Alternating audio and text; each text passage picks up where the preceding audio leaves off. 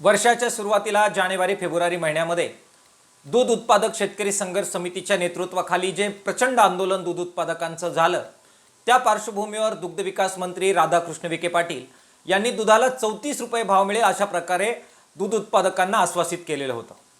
नागपूर अधिवेशनात सुद्धा त्यांनी या आश्वासनाचा पुनरुच्चार केलेला होता।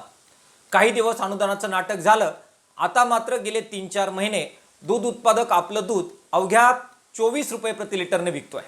देशभरामध्ये हीच सरासरी 35 ते 45 रुपये लिटरची असताना प्रति लिटर 15 ते 16 रुपयाचा तोटा रोज दूध उत्पादक महाराष्ट्रामध्ये सहन करतोय।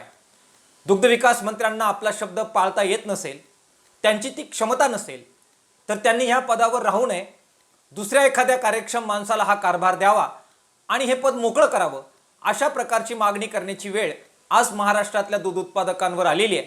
राधाकृष्ण विखे पाटील आणि राज्याचे मुख्यमंत्री दोघांनाही मला विनंती करायची आहे की हा मुद्दा सिरियसली घ्या। तो जर घेतला नाही तर महाराष्ट्रभर पुन्हा एकदा दूध उत्पादक रस्त्यावर उतरतायत, ते अधिक ताकदीने उतरतील आणि राज्य सरकारला या सगळ्याचा परिणाम भोगावा लागेल।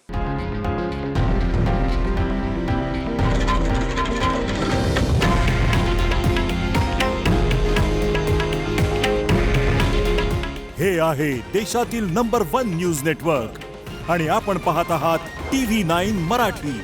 काळजी तुमची, हित महाराष्ट्राचं।